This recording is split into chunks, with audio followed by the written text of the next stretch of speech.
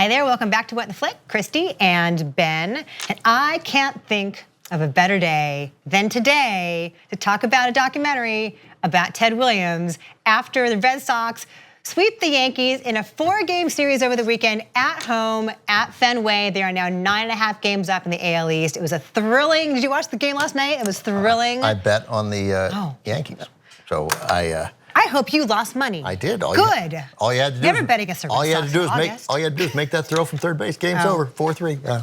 But they pinch ran for Sandy Leone. Look, and it worked out okay. Anyway, we'll talk about baseball later. But last night's was a particularly devastating loss. But yes, that makes it a good day to discuss the Ted Williams documentary. Tell us about this is just out, I think last week, but you can stream it. American Masters on PBS. It's only 55 minutes long, and it is a really a pretty comprehensive look at Ted Williams' life. You know, too often in documentaries, when we've talked about this many times, when you attempt to do the entire lifespan, you feel like you've left stuff out. And the documentaries and the stories and the docudramas that work, the biopics that work, are ones that sort of focus on this 6 to 7 year incredibly creative period in somebody's life, or the period right after his marriage. But here in 55 minutes, producer, director, writer Nick Davis, who is my cousin, should like to point out. Let's point that out. His my dad, his mom, and my father, brother and sister, manages not to make me feel like I was shortchanged anywhere. And this is because it's a compelling story of this guy who was, wanted to be called the greatest hitter who ever lived, legitimately, and probably was. Certainly, there's just two you can discuss, Babe Ruth and Ted Williams, and was bitter and angry and hated the Red Sox fans and the Boston media, and yet was really sort of liked by teammates and in some strange way loved by his kids, who he was also tough on. He's a complicated figure, and whatever your image was of Ted Williams before, changes a little bit, because as it turns out, Nick Davis has sort of given us a fully rounded figure of a complete, flawed and brilliant at what he does human being. I like the anticipation. I guess that was it, the anticipation of what might happen. He was almost a godlike figure. He's a baseball god. It was a beauty to watch. His swing was a work of art. His bat being the brush and Fenway Park is the canvas. He was obsessed with hitting. He was so focused, and when you're that focused, you can't really be a great husband. When you're that focused, you're not really a great father. He actively concealed that he was Mexican-American. Ted Williams' parents never saw him play a single game of Major League Baseball. He had a boiling anger. The world hates me, everybody's against me, and I'm gonna show them. He said in order to hit 400, he says you gotta be loose. When he walked in the room, even if you didn't know one thing about baseball, you'd say, that's somebody. Who's that? Yeah, so you got a lot there. I left out, because I wanted to talk about it after the clip, the Mexican-American heritage, which is his mother was Mexican, and he just never talked about it.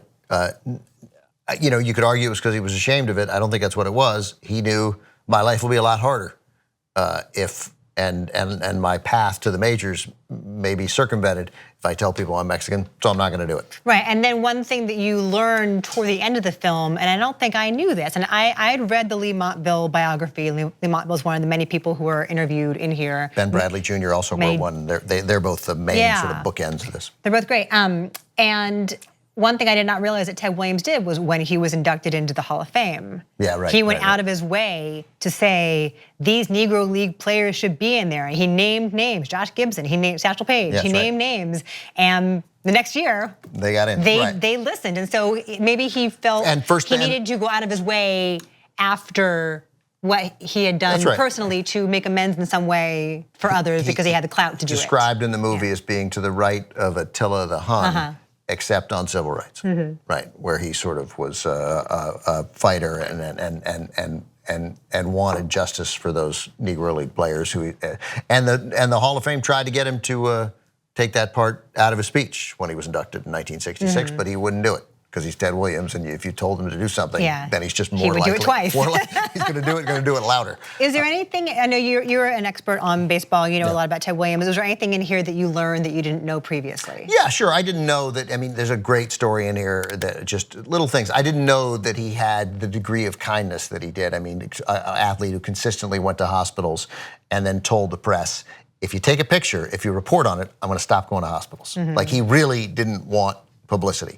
I came to understand much greater why he never doffed his cap. And his daughter explained it. His daughter, who's like our age, he had with his last wife, I think she was born in 1971, so more your age. In between our ages, yes. And his daughter suggested that, like, you could have 30,000 people at Fenway Park and 29,750 are giving him a standing ovation and cheering him wildly, and 250 people or 100 people or 10 people are yelling, "You bum, sit down," and that fueled him, and so he hated all 30,000.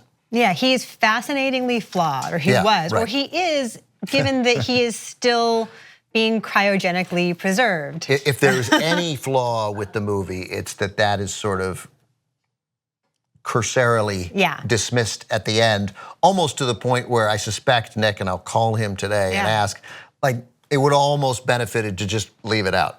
Because it doesn't really matter. He's not coming back. But at the time, it was like, oh, this is ridiculous. It's a big story, and you wanted to make fun of the whole family.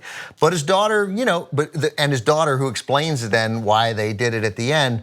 And it's interesting because it comes after watching for 55 minutes where she has 6 or 7 appearances, or 5 or 6 appearances, and you like her.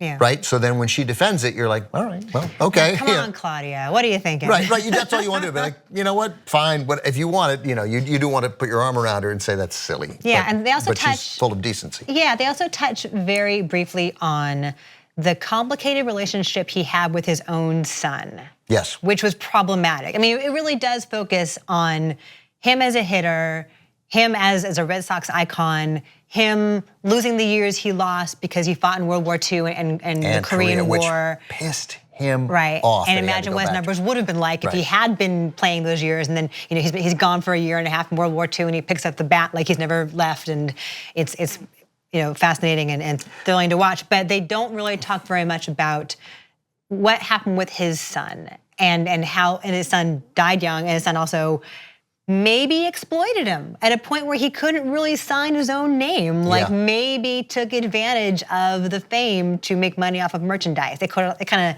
dance off with that. But what's interesting, yes, but also that Ted it suggested that maybe Ted knew that his son was taking advantage of him, and Ted said, well, you guys are taking care of me.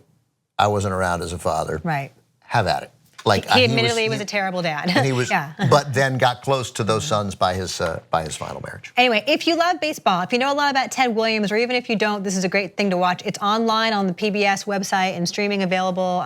Ted Williams, what's it called? Ted Williams, the greatest hitter who ever lived. Greatest hitter who ever lived. Arguably he was. And Joey Votto's in it. Bye.